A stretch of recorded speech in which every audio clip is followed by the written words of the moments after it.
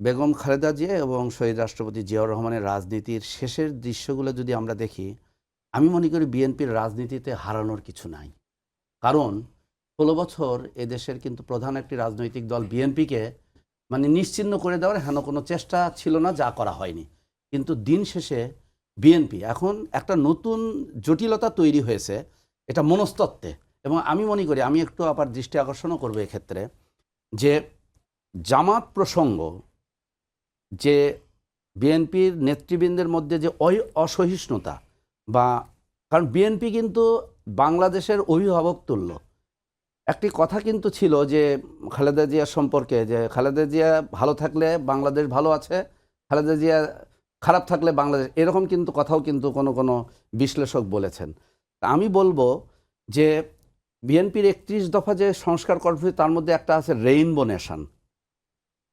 Rainbow নেশনটার দক্ষিণ আফ্রিকার Nelson Mandela থেকে কিন্তু এই জিনিসটা আসছে। তার অর্থটা কিন্তু হচ্ছে বহু বর্ণ থাকবে, বহু মত থাকবে, বহু পথ থাকবে। বিএনপি এমন একটা বাংলাদেশের রাজনৈতিক দল, এটা কিন্তু বহু পথ মতকে সহিষ্ণুতার সাথে গ্রহণ করার দল। সুতরাং নির্বাচনের আগেই এবং রিসেন্ট, আমি যদি খুব ভুল না বলি, আমি শেষ করে দিচ্ছি। যেমন গত দুদিন থেকে ছাত্রদল, যেটা উনি উল্লেখ করলেন, নির্বাচন কমিশনের সামনে যেটা নিয়ে উনি বললেন যে মবের জায়গাতে কিন্তু ছাত্রদলকে নিয়ে যাওয়া হয়েছে, এটা একটা প্রতিবাদ। কিন্তু ছাত্রদলের এই বিষয়টা, ছাত্রদল আবার দেখবেন শাকসুর কিন্তু ভিপি ক্যান্ডিডেট, তারা বলেছে যে আমরা কিন্তু কেন্দ্রের এই সিদ্ধান্ত আমরা মানতে বাধ্য নই।